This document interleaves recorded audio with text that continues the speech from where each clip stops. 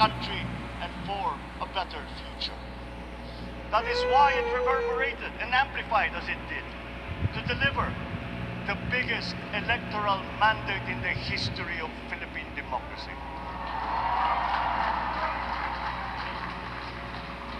By your vote, you rejected the politics of division. I offended none of my rivals in this campaign.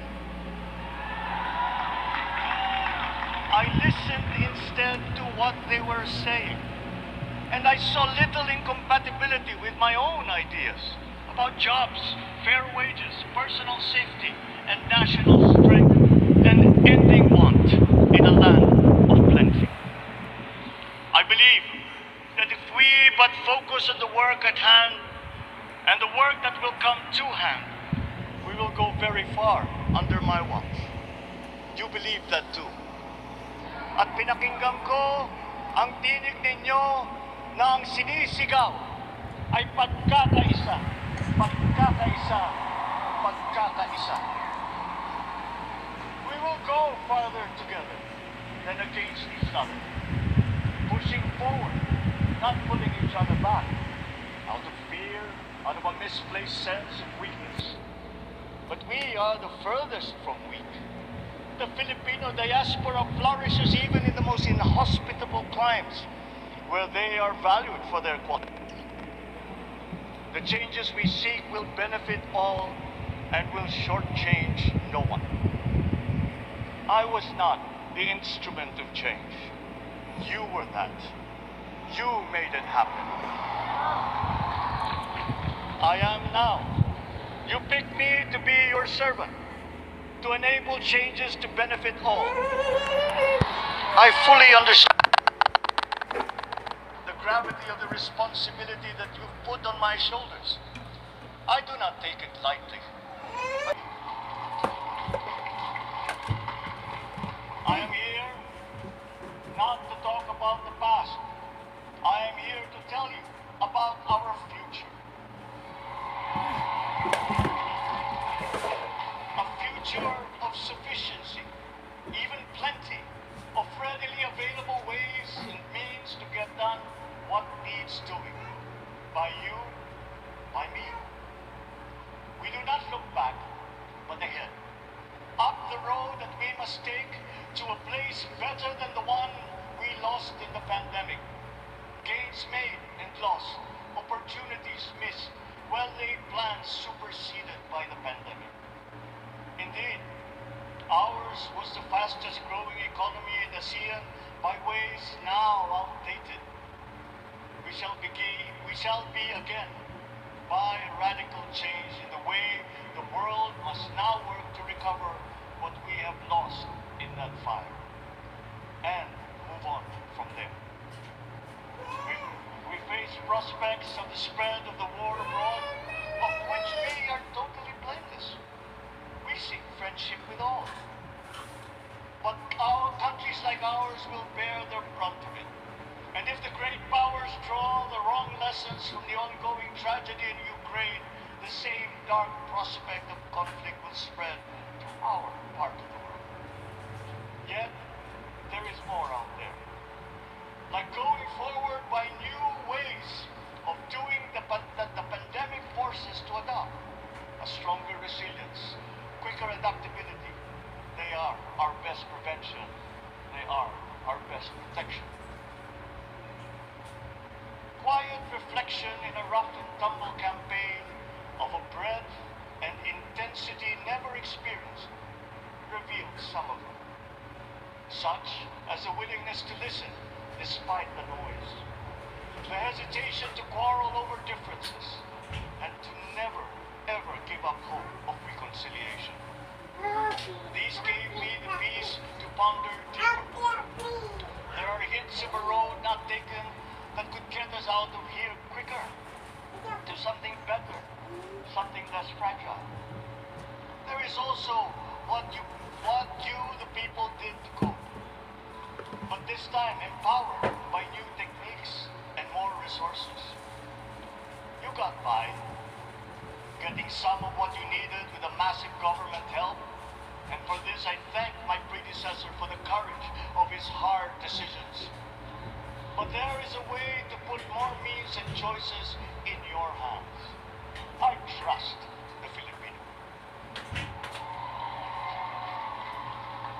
Imagine how much more you'd achieve if government backstops instead of dictating your decisions. Always there to pick you up when you fall. Giving what you need to get past a problem. Imagine if it invested in your self-empowerment to bring it closer to taking on whatever challenges come. Imagine a country that, in almost every sense, is you. Now imagine what you and government can achieve together. We did it in the pandemic. We will do it again. But again, I will not predicate my promise to you on your cooperation. You have your own lives to live, your work to do, and there too I will help. Government will get as much done alone without requiring more from you. That is what government and public officials are for. No excuses, just deliver. It was like that once upon a time.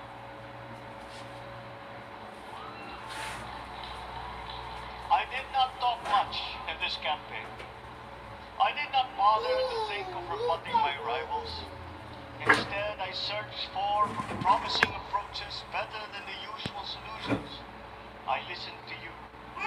I did not lecture you who has the biggest stake in our success. And the forthcoming State of the Nation will tell you exactly how we shall get this done. In this fresh chapter of our history, I extend my hand to all Filipinos.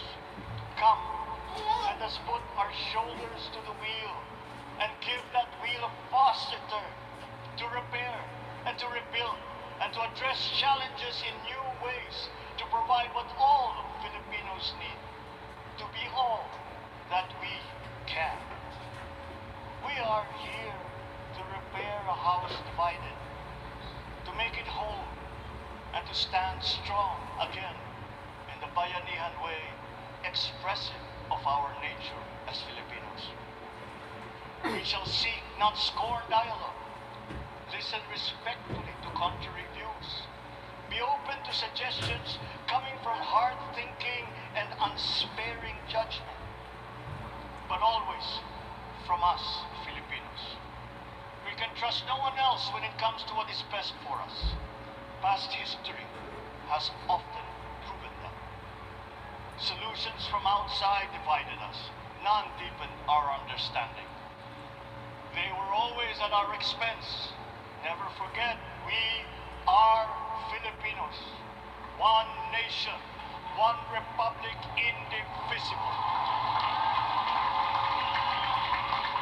We resisted and never failed to defeat foreign attempts to break up our country in my father's watch. His strongest critics have conceded that. So let us all be part of the solution that we choose. In that lies the power to get it done. Always be open to differing views, but ever united in our chosen goal. Never hesitating to change it, should it prove wanting. That is how agile, resilient republics are made. Our future we decide today. Yesterday cannot make that decision anymore, nor can tomorrow delay it. The sooner we start, the surer and quicker the prospect of achieving our future. These are troubling times. What's happening to others can happen to us, but it we see what's happening. We are witness to how it is being stopped, and we have seen the glory that crowns struggle against all odds. Giving up is not an option. Times of bitter division, but united, we came through to this when it shall begin again. The campaigns I've run have taken me here where I stand today. I listen to you, and this is what I have heard. We all want peace in our land. You and your children want a good chance at a better life, in a safer, more prosperous country. All that is within reach of a hard-working, warm, and giving race. Your dreams are mine. Pangarap nyo ay pangarap ko. How can we make them come true? How can we do it together? But I will take it as far as anyone with a safe faith and commitment can, as if it depended entirely on themselves. Sa pangarap na maging mapayapa ang ating bansa, ang pangarap nyo ay pangarap ko.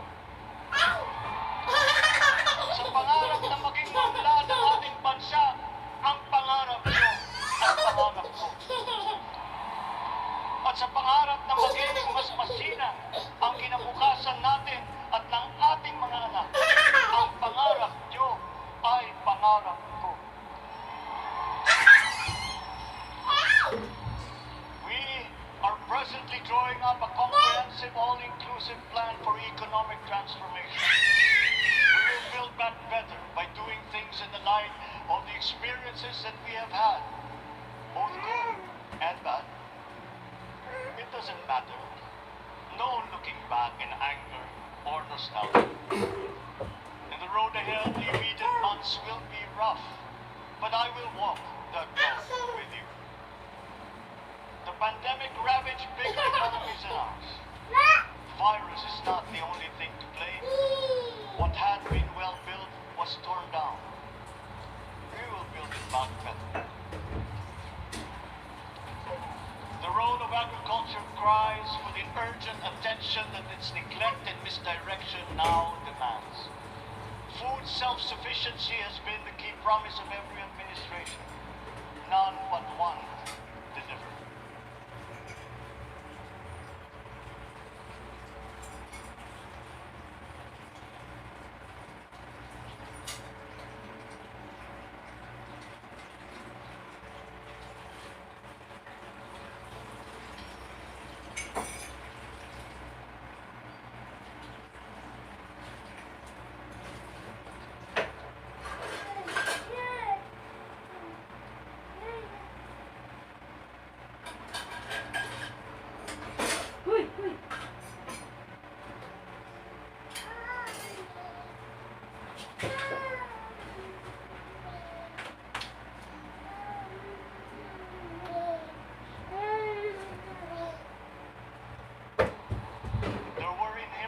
In the old ways and recent ways too. The trade policy of competitive advantage made the case that when it comes to food sufficiency, a country should not produce but import what other countries make more of and sell cheapest. Then came Ukraine. The most vulnerable when it comes to food are the countries furthest away from the conflict, those bearing no blame for provoking. Yet they face the biggest risk of starvation. If financial aid is poured into them, though it never is, there is nothing to buy. Food is not just a trade commodity. Without it, people weaken and die. Societies come apart. It is more than a livelihood. It is an existential imperative and a moral one. An agriculture damaged and diminished by unfair competition will have a harder time, or will have no prospects at all of recovery. Food sufficiency must get preferential treatment the richest free trade countries always gave their agricultural sectors. Their policy boils down to don't do as we do, do what we tell you to. I am giving that policy the most serious thought if it doesn't change or make more allowances for emergencies with long-term effects. There is a parallel problem in our energy supply. Sufficient fossil fuel-free technology for whole economies has yet to be invented. And it is not seriously tried by rich countries. Again, consider the response of the richest countries to the war in Ukraine. But surely, a free world awash with oil can assure supplies. Or we will find a way. We are not far from oil and gas reserves that have already been developed. What we teach in our schools, the materials used must be rethought. I am not talking about history.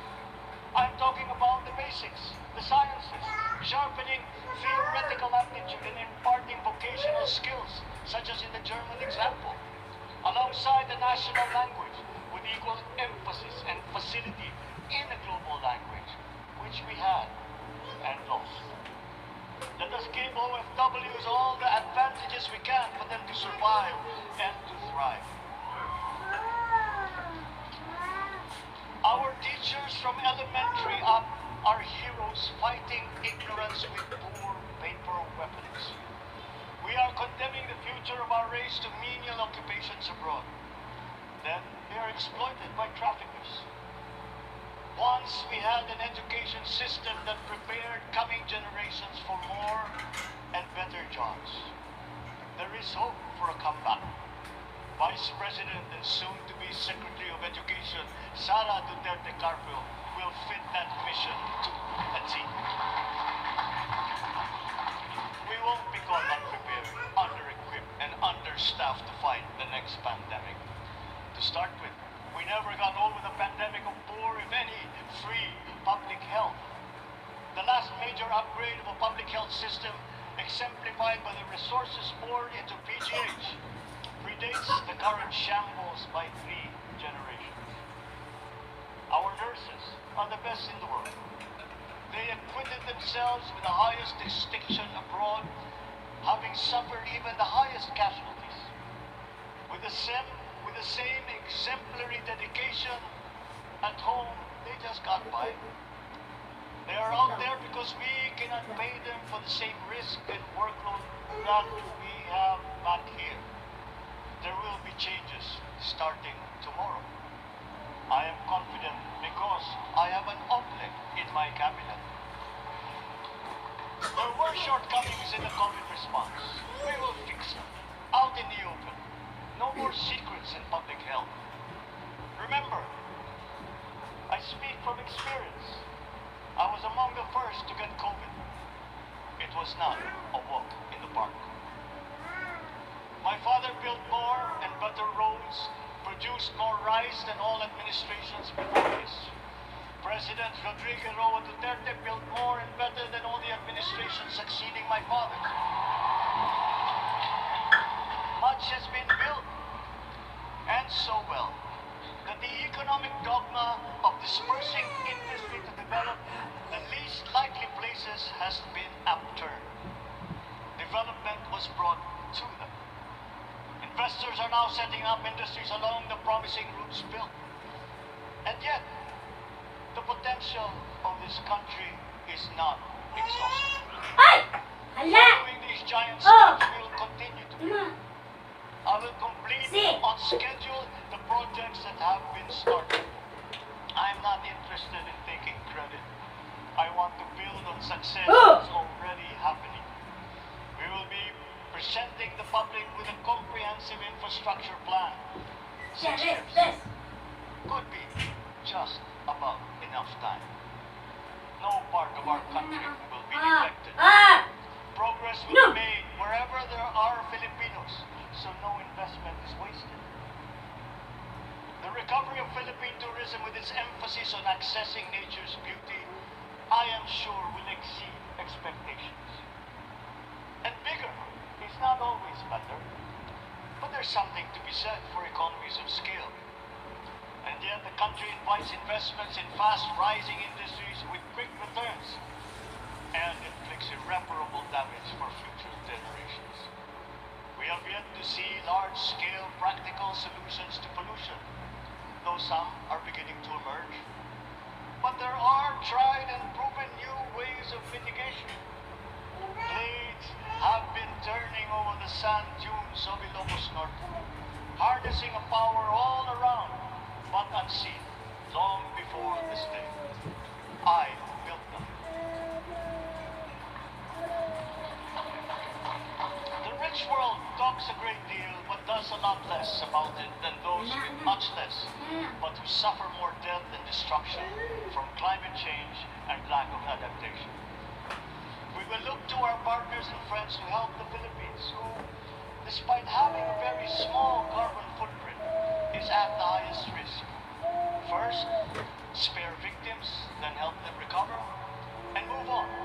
lessen the harmful impact of climate change.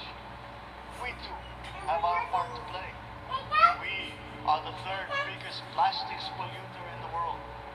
But we won't shirk from that responsibility. We will clean up.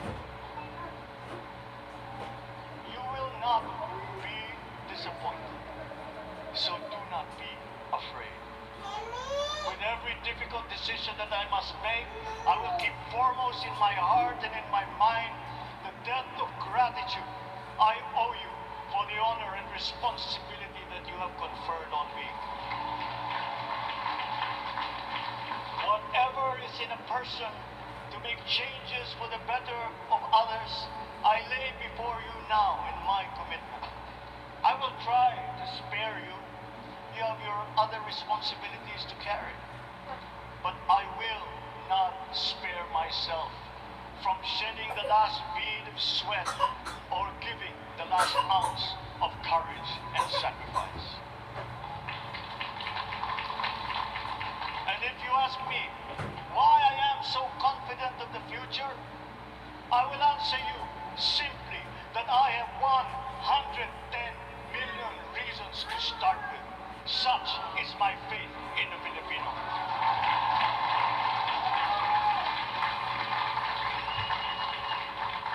Believe. Have hope. The sun also rises like it did today and as it will tomorrow. And as surely as that, we will achieve the country all Filipinos deserve. God bless the Philippines. God